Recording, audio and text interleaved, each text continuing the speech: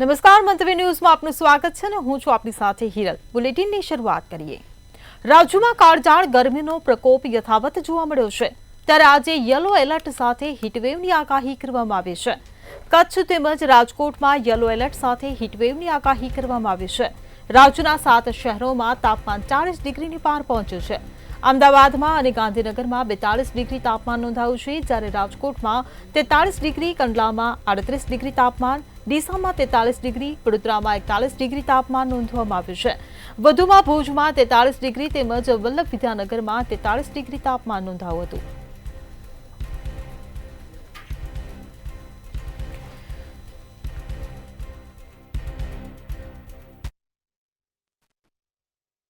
ગુજરાતની અંદર ગરમીનો પ્રકોપ યથાવત રહ્યો છે। રાજ્યના 7 શહેરોની અંદર યલો એલર્ટ હીટવેવની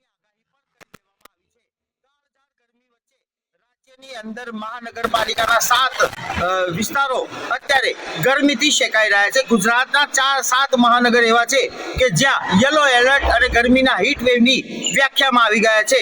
ખાસ કરીને જો જોવા જઈએ તો શહેરોના તાપમાનમાં 40 ડિગ્રીને પારો પહોંચી ગયો છે। પારો ઊંચો પહોંચી જવાના કારણે રાહદારીઓને પણ અનેક મુશ્કેલીનો સામનો કરવો પડી રહ્યો છે। કાળઝાળ ગરમીની વિગતો જોવા જઈએ તો ગાંધીનગરની અંદર 42 ડિગ્રી તાપમાન નોંધાઈ ચૂક્યું છે। અમદાવાદ પણ 42 ડિગ્રીથી શેકાઈ રહ્યું છે। આ ઉપરાંત રાજકોટમાં 43 અને કંડલા 38 ડિગ્રી તાપમાન નોંધાયું છે। ડીસાની વાત કરીએ તો ત્યાં 43 degree, Vadodara 41 degree, Bhuj 43 degree અને વલ્લભ વિદ્યાનગરમાં 43 ડિગ્રી તાપમાન નોંધાયું છે। આમ સમગ્ર ગુજરાતની અંદર જો જોવા જઈએ તો 7 શહેરોના તાપમાન 40 ડિગ્રીને પાર ગયા છે। એટલે કે આ તમામ શહેરો જે છે તે હવામાન વિભાગની આગાહી મુજબ યલો એલર્ટની અંદર આવી ગયા છે। કાળઝાળ ગરમી વચ્ચે અત્યારે હાલ આ નગરો શેકાઈ રહ્યા છે। ગ્રીન સિટી ગાંધીનગર પણ આમાંથી બાકાત રહ્યું નથી, ત્યારે આવનાર સમયમાં પણ હજુ ગરમીનો સામનો કરવો પડશે।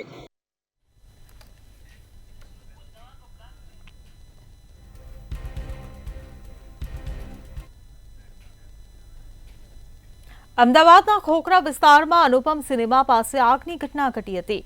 શરણ 5 નામની બિલ્ડિંગમાં ભીષણ આગ લાગી હતી। બિલ્ડિંગના 4થા માળે આવેલ ફ્લેટમાં આગ લાગી હતી। ફાયર વિભાગની 15 ગાડીઓ ઘટના સ્થળે હાજર રહી આગને કાબૂમાં લીધી હતી। આ દુર્ઘટનામાં કોઈ જાનહાનિના સમાચાર નથી, તેથી રાહતના શ્વાસ લીધા હતા।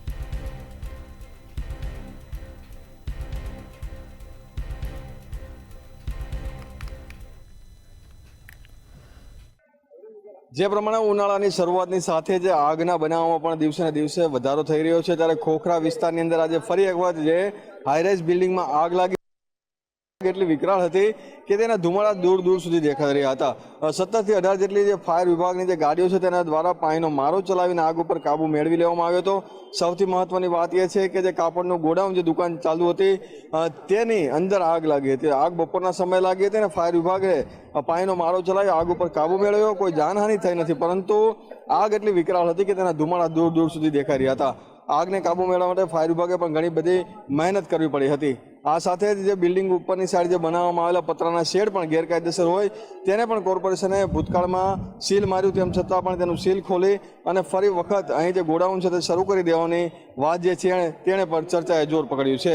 ત્યારે ઉનાળાની શરૂઆતમાં તકેદારી રાખવા માટે અને સાથે સાથે આગ લાગે ત્યારે કેવા પ્રકારની કાળજી રાખવી તે માટેની પણ જે વાત જે છે તે ફાયર વિભાગ લોકોને સમજાવતું રહે છે।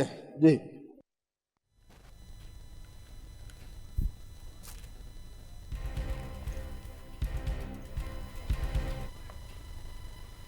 વડોદરામાં નકલી ફાયર એનઓસીનો મામલો સામે આવ્યો છે, જેમાં નિકુંજ આઝાદની ચીફ ફાયર ઓફિસર તરીકે નિમણૂક કરવામાં આવી અને એનઓસીમાં સસ્પેન્ડેડ પૂર્વ ચીફ ફાયર ઓફિસરની સહી જોવા મળી છે। પાર્થ બ્રહ્મભટ્ટની સહીવાળી નકલી એનઓસીને લઈ ચકચાર મચી ગઈ છે। નકલી ફાયર એનઓસીનું મોટું કૌભાંડ સામે આવવાની શક્યતા જણાવવાથી ચીફ ઓફિસર મનોજ પાટીલ દ્વારા સઘન તપાસ હાથ ધરવામાં આવી છે।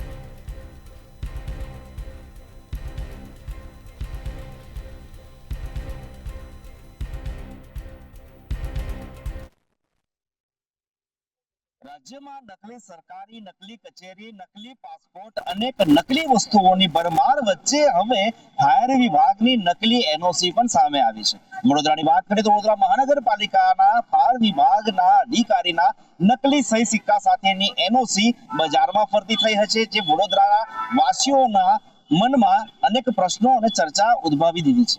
જે રીતે નકલી એનઓસી ની વાત કરીએ તો વડોદરા શહેરના વાઘોડિયા રોડ આજવા રોડ પાસે આવેલ મહાવીર હોલના અર્સ કોમ્પ્લેક્સની અંદર થોડા સમય પહેલા આગ લાગી હતી. આગ લાગ્યા બાદ ફાયર વિભાગ દ્વારા તે કોમ્પ્લેક્સને સીલ કરી દેવામાં આવ્યો હતો. અલબત્ત વીજ જોડાણ માટેની જે કરેલી અરજી તેની અંદર ફાયર વિભાગની એનઓસી મૂકવામાં આવી હતી, જે એનઓસી તપાસના અંતે બોગસ નીકળી છે. નિકુંજ આઝાદ નામના ફાયર ઓફિસરની સહી સિક્કા સાથેની આ જે એનઓસી છે, એનઓસી ઉપર ચીફ ફાયર ઓફિસર દ્વારા હાલ તપાસ કરવામાં આવી છે. પરંતુ ફાયર વિભાગ ખૂબ મહત્વનો વિભાગ છે અને એના અધિકારીના બોગસ સહી સિક્કા સાથેની એનઓસી જ્યારે બજારમાં ફરતી થાય ત્યારે આવા જે ભેજાબાજો છે તે ભેજાબાજોની કામગીરી ઉપર પણ અનેક સવાલો ઉભા થાય છે. અલબત્ત આ તમામ મામલે નિકુંજ આઝાદ દ્વારા પોલીસને પોતાનું નિવેદન પણ આપી દેવામાં આવ્યું છે અને આ એનઓસી કેવી રીતે બનાવવામાં આવી છે, કોને બનાવી છે તે દિશામાં હાલ પોલીસે તપાસ શરૂ કરી દીધી છે. જી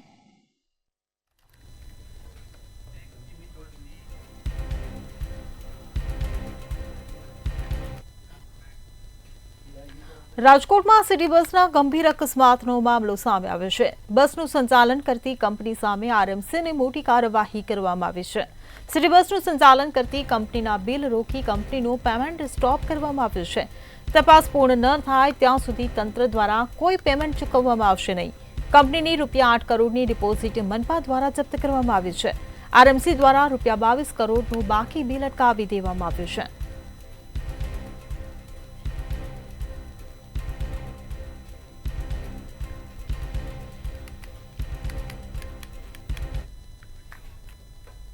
ડ્રાઈવર દ્વારા ગઈકાલે અકસ્માતની ઘટનાને અંજામ આપવામાં આવ્યા બાદ રાજકોટ મહાનગરપાલિકા દ્વારા એક મહત્વપૂર્ણ નિર્ણય છે તે લેવામાં આવ્યો છે. ખાસ તો જે એજન્સી ડ્રાઈવરનું જે નિમણૂક કરે છે અને જે એજન્સી સિટી બસનું સંચાલન કરે છે તેનું જે બિલ છે તે અટકાવવામાં આવ્યું. અંદાજિત 22 કરોડ રૂપિયાનું જે આ બિલ છે તે અટકાવવામાં આવ્યું છે. આ સાથે 8 કરોડ રૂપિયાની જે ડિપોઝિટ છે તે પણ અટકાવવામાં આવ્યું છે. હાલ આને જ લઈને તપાસ એટલે કે ગઈકાલે જે પ્રકારની ઘટના ઘટી જેમાં 4 નિર્દોષ લોકોના મૃત્યુ નિપજ્યા છે તેને જ લઈને તપાસ શરૂ કરવામાં આવી છે અને પોલીસ તપાસ ચાલુ છે. આ સાથે કહી શકાય કે આરએમસી સાથે પણ પોલીસ પત્ર વ્યવહાર કર્યો છે. ત્યારે જ્યાં સુધી તપાસ પૂર્ણ ન થાય ત્યાં સુધી આ તમામે તમામ જે ડિપોઝિટ છે તે અટકાવી દેવામાં આવ્યું છે. આ સાથે જે બિલ એટલે કે 22 કરોડ રૂપિયાનું જે બિલ છે તેને પણ અટકાવવામાં આવ્યું છે. ત્યારે આ મામલે નવા ખુલાસાઓ સામે આવી રહ્યા છે. ગઈકાલની વાત કરીએ તો ગઈકાલે જે પ્રકારની ગંભીર ઘટના ઘટી તેને જ લઈને આજરોજ કોંગ્રેસના જે આગેવાનો છે તેઓ આવેદન પાઠવવા માટે મ્યુનિસિપલ કમિશનર સુધી પહોંચ્યા હતા. ત્યાં તેઓએ બેઠક પણ કરી હતી. તેઓની સ્પષ્ટ માંગણી છે કે જે વળતર આપવામાં આવ્યું છે એટલે કે 15 લાખ રૂપિયાનું જે વળતર મૃતકોના પરિવારજનોને જે આપવામાં આવ્યું છે તે અયોગ્ય છે અને તેને બદલે 50 લાખ વળતર મળવું જોઈએ. આ પ્રકારની માંગ કોંગ્રેસ કરી રહી છે. ત્યારે કેટલાક કોંગ્રેસના નેતાઓનું એવું પણ કહેવું છે કે જે આરએમસીમાં તેઓના પરિવારજનોના નોકરી પણ ક્યાંક ને ક્યાંક આપવી જોઈએ. આ પ્રકારની માંગ પણ ઉઠી રહી છે. ત્યારે ચોક્કસથી રાજકોટમાં જે પ્રકારની ઘટના ઘટી તેને જ લઈને આ ચર્ચાનો વિષય બન્યો છે. રાજ્યભરમાં એક ચર્ચાનો વિષય બન્યો છે કે જે ડ્રાઈવર હતો તેનું જે ડ્રાઇવિંગ લાઇસન્સ હતું તે એક્સપાયર થઈ ચૂક્યું હતું, છતાંય તે ડ્રાઇવિંગ કરતો હતો, ડ્રાઇવિંગ સીટ ઉપર હતો. અવારનવાર આ પ્રકારની ઘટનાઓ ક્યાંક સામે આવે છે કે જે ડ્રાઈવરની દાદાગીરી હોય છે તે સામે આવે છે. ત્યારે વધુ આ પ્રકારની ઘટના છે તે સામે આવી છે. આ પહેલાં પણ રાજકોટમાં આ જ પ્રકારની એક ઘટના છે તે ઘટી હતી. ડ્રાઈવરની બેદરકારીના કારણે એક જે કહી શકાય કે 2 લોકોના મૃત્યુ નિપજ્યા હતા. PRTSની આ ઘટના ઘટી હતી. ત્યારે આ વખતે સિટી બસ ડ્રાઈવર દ્વારા આ પ્રકારની ઘટનાને અંજામ આપવામાં આવ્યો હતો અને સ્થાનિકોનું સ્પષ્ટ કહેવું છે કે આ ડ્રાઈવરે દારૂ પીધેલી હાલતમાં હતો. ખાસ આજે જ્યારે જ્યાં બસ રાખવામાં આવે છે ત્યાં પણ દારૂની બોટલ મળી આવી છે. આ પ્રકારની પ્રાથમિક વિગતો મળી આવી છે. ત્યારે કહી શકાય કે ક્યાંક ને ક્યાંક આરએમસી દ્વારા નક્કર કાર્યવાહી થવી જોઈએ આ એજન્સી વિરુદ્ધ. આવી એક સ્પષ્ટ માંગણી વિપક્ષ પણ કરી રહી છે અને રાજકોટના લોકો પણ કરી રહ્યા છે. જી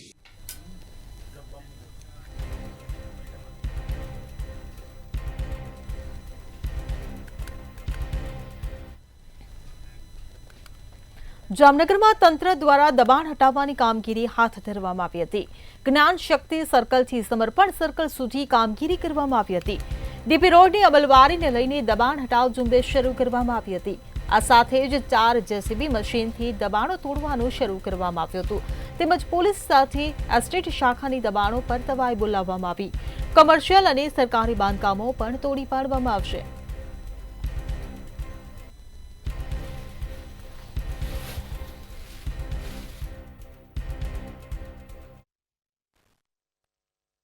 જી ચોક્કસ, જામનગરમાં આજરોજ મેગા ડિમોલેશન હાથ ધરવામાં આવ્યું હતું. જામનગરમાં સમર્પણ સર્કલથી ગોકુલનગર સુધીના રોડ પર મેગા ડિમોલેશનની કામગીરી શરૂ કરવામાં આવી છે. કુલ 28 જેટલી જે બાંધકામો છે કોમર્શિયલ તેમજ સરકારી તેને દૂર કરવાની કામગીરી શરૂ કરવામાં આવી છે. જે પ્રકારે અહીં ડીપી કપાતની અમલવારી શરૂ કરવામાં આવી છે. ડીપી કપાત હોવાના કારણે આજરોજ 4 જેસીબી તેમજ એસ્ટેટ શાખા અને એસ્ટેટ શાખાના અધિકારી મુકેશ વરણવા સહિતના ત્યાં પહોંચ્યા હતા અને 4 જેસીબીની મદદથી મેગા ડિમોલેશનની કામગીરી શરૂ કરવામાં આવી છે. વહેલી સવારથી જ અહીં મેગા ડિમોલેશનની કામગીરી શરૂ કરવામાં આવી હતી. જે પ્રકારે જામનગર શહેરમાં અનેક જગ્યાએ ગેરકાયદેસર બાંધકામો તોડી પાડવામાં આવી રહ્યા છે, ત્યારે જામનગરના સમર્પણ રોડથી ગોકુલનગર સુધીના જે રોડ છે ત્યાં ડીપી કપાતની અમલવારી શરૂ થઈ છે. આ રોડ 30 ફૂટનો રોડ કરવાનો છે, 30 મીટરનો. ત્યારે અમુક સરકારી બાંધકામો છે, જે સરકારી બાંધકામો છે તે સરકાર દ્વારા તેને રિમૂવ કરવામાં આવશે. જ્યારે કોમર્શિયલ બાંધકામો છે તેમજ અન્ય જે ખુલ્લા પ્લોટો છે તેના પર આજરોજ દાદાનું બુલડોઝર ફરી વળ્યું છે અને 4 જેસીબીની મદદથી જે ડિમોલેશનની કામગીરી શરૂ કરવામાં આવી હતી. ચુસ્ત પોલીસ બંદોબસ્ત ગોઠવવામાં આવ્યો હતો અને અગાઉ જે બાંધકામ કરનારાઓ છે તેઓને જામનગર મહાનગરપાલિકા દ્વારા નોટિસ પાઠવવામાં આવી હતી અને બાદમાં આજરોજ મેગા ડિમોલેશન હાથ ધરવામાં આવ્યું છે, જેમાં કુલ 28 જેટલા મિલકતો છે આ મિલકતોને તોડી પાડવામાં આવી છે અને આગામી દિવસોમાં અન્ય જગ્યાએ પણ ડિમોલેશનની કામગીરી ચાલુ રહેશે તેવું અધિકારીઓ જણાવી રહ્યા છે. આમ જામનગર મહાનગરપાલિકાના એસ્ટેટ શાખાના અધિકારી મુકેશ વરણવા ત્યાં ઉપસ્થિત રહ્યા હતા અને પોલીસ બંદોબસ્ત સાથે આ મેગા ડિમોલેશનની કામગીરી શરૂ કરવામાં આવી હતી.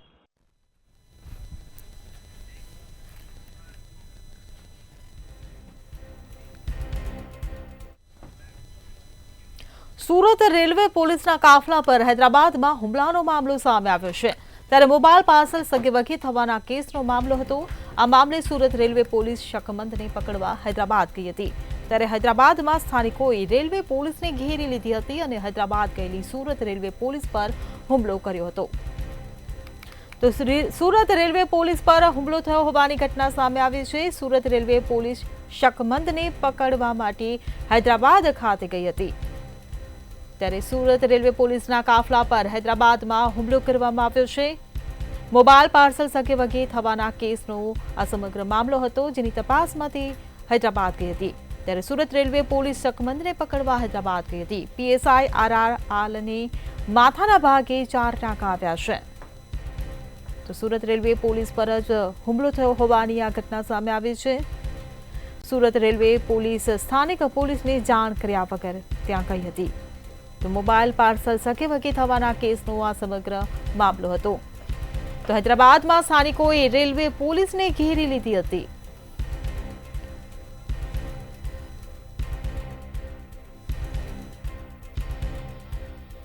માથાના ભાગે 4 ટાંકા આવ્યા છે. તો સુરત રેલવે પોલીસના કાફલા પર હૈદરાબાદમાં હુમલો થયો હોવાની આ ઘટના સામે આવી છે. મોબાઈલ પાર્સલ સગેવગી થવાના કેસનો જે મામલો હતો તેની તપાસ અર્થે સુરતની રેલવે પોલીસ હૈદરાબાદ ખાતે ગઈ હતી.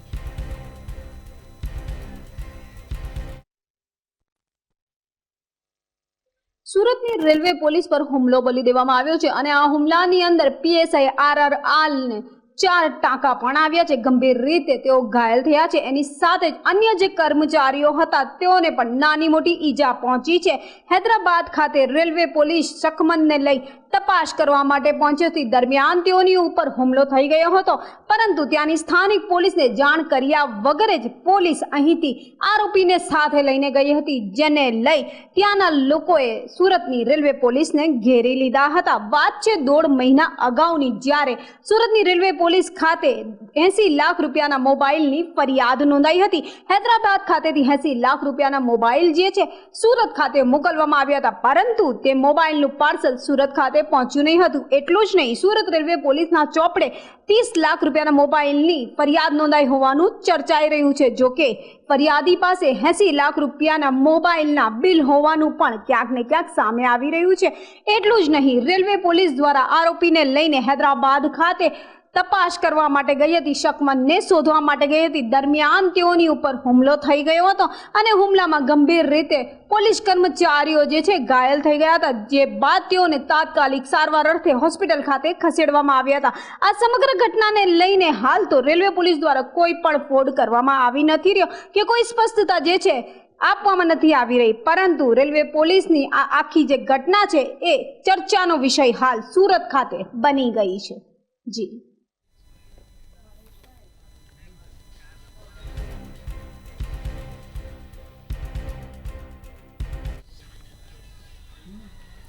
જૂનાગઢમાં વધુ એકવાર અસામાજિક તત્વોના આશિયાના પર દાદાનું બુલડોઝર ફરી વળ્યું હતું. પહેલા શહેરમાં અડચણરૂપ ધાર્મિક દબાણો દૂર કરવામાં આવ્યા હતા. ત્યારબાદ આજે વહેલી સવારે અસામાજિક તત્વોના મકાન પર બુલડોઝર ચલાવવામાં આવ્યા હતા. ખાડિયા વિસ્તારમાં માથાભારેનું મકાન તોડી પાડવામાં આવ્યું હતું. 3 દરગાહ અને 5 થી 6 જેટલા મંદિરો દૂર કરવામાં આવ્યા હતા. આ ધાર્મિક સ્થાનો વિકાસના કામોની અડચણરૂપ હતા. અગાઉ કાયદાકીય કાર્યવાહી કરવામાં આવી હતી. પુરાવાઓ રજૂ કરવા માટે તક આપવામાં આવી હતી. તો અસામાજિક તત્વો સામે કાર્યવાહી કરવામાં આવી છે. અસામાજિક તત્વોના મકાન પર બુલડોઝર ચડાવવામાં આવ્યા છે. ત્યારે ફરી ચાલ્યું દાદાનું બુલડોઝર. ખાડિયા વિસ્તારમાં માથાભારેનું મકાન તોડી પાડવાની કામગીરી કરવામાં આવી છે. તો ગેરકાયદે દબાણને દૂર કરવામાં આવી રહ્યું છે. બુલડોઝર ચલાવવામાં આવી રહ્યું છે. જૂનાગઢમાં વધુ એકવાર દાદાનું બુલડોઝર ફર્યું છે. તો અસામાજિક તત્વોના આશિયાના પર હથોડા વાગ્યા છે. ત્યારે પહેલા દૂર કરાયા શહેરમાં અડચણરૂપ ધાર્મિક દબાણો, ત્યારે હવે આશિયાના પર બુલડોઝર ફેરવવામાં આવી રહ્યું છે. પહેલા શહેરમાંથી અડચણરૂપ ધાર્મિક દબાણોને દૂર કરવામાં આવ્યા. તો જૂનાગઢમાં વધુ એકવાર ફરી વળ્યું છે દાદાનું બુલડોઝર.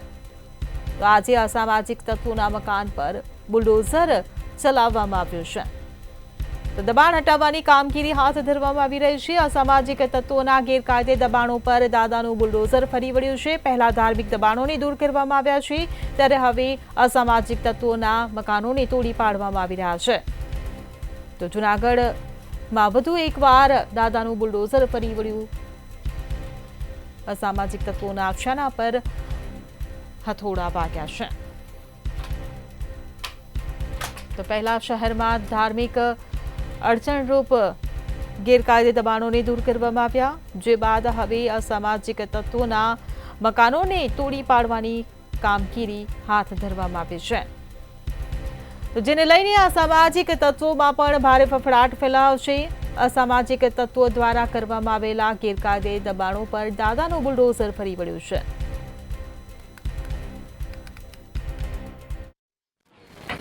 ચોક્કસ કે જે રીતે જૂનાગઢમાં ફરી એકવાર ધાર્મિક સ્થળો પર ડિમોલેશનની કામગીરી શરૂ કરવામાં આવી હતી. મહાનગરપાલિકા અને પોલીસ દ્વારા ગત મોડી રાત્રે ઓપરેશન ડિમોલેશન હાથ ધરવામાં આવ્યું હતું, જેની અંદર જૂનાગઢ શહેરના જુદા જુદા 6 જેટલા જે ધાર્મિક સ્થાનો છે તેને દૂર કરવામાં આવ્યા છે. ખાસ કરીને જૂનાગઢ શહેરના ચિત્તાખાના ચોક નજીક આવેલ એક ધાર્મિક સ્થાન, જ્યારે દાતા રોડ વિસ્તારમાં 2 થી 3 જેટલા ધાર્મિક સ્થાનો આવેલા હતા. જ્યારે તળાવ જે નરસિંહ મહેતા સરોવર છે, બ્યુટિફિકેશનની કામગીરી ચાલી રહી છે ને તેમાં એક ધાર્મિક સ્થાન, એમ કુલ જુદી જુદી જગ્યાએ 6 જેટલા ધાર્મિક સ્થાનો છે તે મોડી રાત્રે ચુસ્ત પોલીસ બંદોબસ્ત વચ્ચે દૂર કરવાની કામગીરી હાથ ધરવામાં આવી હતી. બીજી તરફ પોલીસ દ્વારા જે અસામાજિક તત્વોની યાદી બનાવવામાં આવી હતી, તે અસામાજિક તત્વોના ઘરે પણ બુલડોઝર દાદાનું ફર્યું હતું. વહેલી સવારે પોલીસ દ્વારા જે નામો આપવામાં આવ્યા હતા અને તેના જે ગેરકાયદેસર બાંધકામો હતા તેમાં જુનાગઢના ગુચ્છી ટોકના જે આરોપી છે રાજુ સોલંકી ગેંગના સભ્ય અને રાજુ સોલંકીના ભાઈ જયેશ ઉર્ફે જવા સોલંકીના જે 2 બાંધકામો જે ગેરકાયદેસર હતા તેને દૂર કરવામાં આવ્યા. જુનાગઢ પોલીસ પરેડ ગ્રાઉન્ડ પાસે આવેલું જે હિસ્ટ્રી સીટરનું જે બાંધકામ હતું કે જેણે પોતાના ઘરની બહાર ગેરકાયદેસર રીતે જે સર્વિસ સ્ટેશન ખોલી દીધું હતું તે સર્વિસ સ્ટેશનને પણ દૂર કરવામાં આવ્યું છે. આમ આજે જે કરોડોની જે મિલકત હતી સરકારની ને તેના ઉપર કબજો જે કરવામાં આવ્યો હતો તે આજે ખુલ્લો કરવામાં આવ્યો છે. હાલ આજે ધાર્મિક ડિમોલેશનની કામગીરી છે સ્થળોની તે યથાવત રાખવામાં આવશે. આગામી સમયમાં હજુ પણ જે ગેરકાયદેસર ઇમારતો છે તેને પણ દૂર કરવાની કામગીરી છે તે કરવામાં આવશે. જી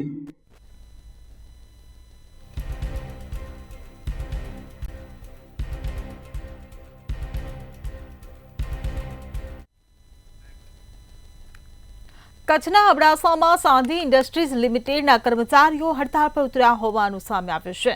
ત્યારે કાયમી કર્મચારીઓને હંગામી કરવાના નિર્ણયનો વિરોધ કરવામાં આવી રહ્યો છે. અદાણી સિમેન્ટ દ્વારા કર્મચારીઓનું વારંવાર શોષણ અને કર્મચારીઓની ગેરકાયદેસર છૂટા કરી બદલી કર્યાનો આક્ષેપ કર્યો છે. ત્યારે સાંધી ઇન્ડસ્ટ્રીઝ લિમિટેડના કર્મચારીઓ અદાણી સિમેન્ટ સામે ભારે સૂત્રોચ્ચાર કર્યા. મોટી સંખ્યામાં કર્મચારીઓએ રેલી યોજી સખત વિરોધ કર્યો હતો. તો કાયમી કર્મચારીઓને હંગામી કરવાના નિર્ણયનો ભારે વિરોધ કરવામાં આવ્યો છે. અદાણી સિમેન્ટ દ્વારા કર્મચારીઓનું વારંવાર શોષણ કરાયું હોવાનો આક્ષેપ કરવામાં આવ્યો છે. તો કચ્છથી આ સમાચાર મળી રહ્યા છે જ્યાં કર્મચારીઓનું શોષણનો મુદ્દો સામે આવ્યો છે જેને લઈને કર્મચારીઓએ હડતાળ કરી કર્મચારીઓની ગેરકાયદેસર છૂટા કરી બદલી કર્યાનો આક્ષેપ કરવામાં આવી રહ્યો છે. તો કચ્છના અબડાસામાં કર્મચારીઓ હડતાળ પર ઉતર્યા છે. અદાણી હસ્તક સાંધી સિમેન્ટ પ્લાન્ટમાં સંચાલનનો અભાવ જોવા મળી રહ્યો છે. તો કર્મચારીઓએ અદાણી સિમેન્ટ સામે ભારે સૂત્રોચ્ચાર કર્યા છે. રેલી યોજીને વિરોધ પ્રદર્શન કર્યું છે. હડતાળ પર ઉતર્યા છે. તો કર્મચારીઓને ગેરકાયદેસર છૂટા કરી બદલી કર્યાનો પણ આક્ષેપ કરવામાં આવ્યો છે. મોટી સંખ્યામાં કર્મચારીઓએ રેલી યોજીને સખત વિરોધ કર્યો છે. તો કચ્છના અબડાસામાં કર્મચારીઓ હડતાળ પર ઉતર્યા છે. તો તેના દ્રશ્યો સામે આવ્યા છે જ્યાં ભારે સૂત્રોચ્ચાર સાથે રેલી યોજવામાં આવી છે. સાંધી ઇન્ડસ્ટ્રીઝ લિમિટેડના કર્મચારીઓ દ્વારા હડતાળ યોજવામાં આવી છે.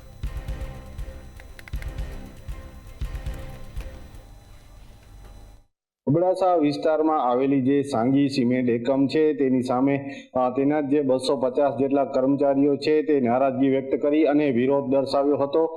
મહત્વની બાબત છે કે આજે કર્મચારીઓ છે તે સાંગી સિમેન્ટ 12 જે એકમ છે તેની સામે વિરોધ નોંધાવ્યો હતો અને ક્યાંક ને ક્યાંક આજે કર્મચારીઓ છે છેલ્લા ઘણા સમયથી ફરજ બજાવે છે જેઓ કાયમી હતા તેમને હંગામી કરવાના જે આ તગલખી નિર્ણય સામે કર્મચારીઓમાં નારાજગી પ્રવર્તી ગઈ હતી અને કહી શકાય કે ન્યાય માટે જે એકઠા થયા હતા અને વિરોધ પ્રદર્શન કર્યું હતું ત્યારે પોલીસે તેમને ક્યાંક ને ક્યાંક અટકાવ્યું હતું કારણ કે જે રીતના પોલીસની મંજૂરી નથી લીધી તેમ છતાં તેમના દ્વારા વિરોધ કરવામાં આવ્યો હતો. મહત્વની બાબત છે કે જે છેલ્લા કેટલાય સમયથી જે 250 જેટલા કર્મચારીઓ છે તે સાંગી સિમેન્ટમાં જે ફરજ બજાવે છે તેમને તેઓ કાયમી પણ છે તેમ છતાં તેઓને હંગામી જે નિર્ણય છે તેમાં લેવામાં આવતા ક્યાંક ને ક્યાંક તેઓમાં નારાજગીના સૂર છે તે ઉઠવા પામ્યા હતા. ત્યારે આજે અબડાસા વિસ્તાર આવેલ જે સાંગી સિમેન્ટ કંપની છે તેની સામે 250 જેટલા કર્મચારીઓ છે તે વિરોધ નોંધાવ્યો હતો. આ બાબતે કહી શકાય કે અગાઉ પણ જે કચ્છ કલેક્ટર છે તેમને લેખિત રજૂઆત કરી હતી પરંતુ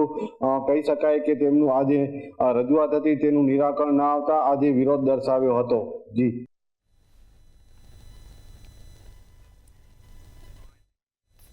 કાયમી કર્મચારીઓને હંગામી કરવાના નિર્ણયનો વિરોધ કરવામાં આવ્યો છે. અદાણી સિમેન્ટ દ્વારા કર્મચારીઓનું વારંવાર શોષણ કરાયું હોવાનો આક્ષેપ ઉઠ્યો છે જેને લઈને કર્મચારીઓએ હડતાળ યોજી ભારે સૂત્રોચ્ચાર સાથે રેલી પ્રદર્શન કરવામાં આવ્યું. કર્મચારીઓને ગેરકાયદેસર છૂટા કરી બદલી કર્યાનો આક્ષેપ લગાવવામાં આવ્યો છે. તો સાંધી ઇન્ડસ્ટ્રીઝ લિમિટેડના કર્મચારીઓમાં ભારે રોષની લાગણી ફેલાય છે. કાયમી કર્મચારીઓને હંગામી કરવાના નિર્ણયનો વિરોધ કરાયો છે. તો અદાણી હસ્તક સાંધી સિમેન્ટ પ્લાન્ટમાં સંચાલનનો અભાવ જોવા મળી રહ્યો છે. ત્યારે કર્મચારીઓએ અદાણી સિમેન્ટ સામે ભારે સૂત્રોચ્ચાર કર્યા છે. કચ્છના અબડાસામાં કર્મચારીઓ હડતાળ પર ઉતર્યા છે. ત્યારે મોટી સંખ્યામાં કર્મચારીઓએ રેલી યોજીને કંપનીનો સખત વિરોધ કર્યો છે.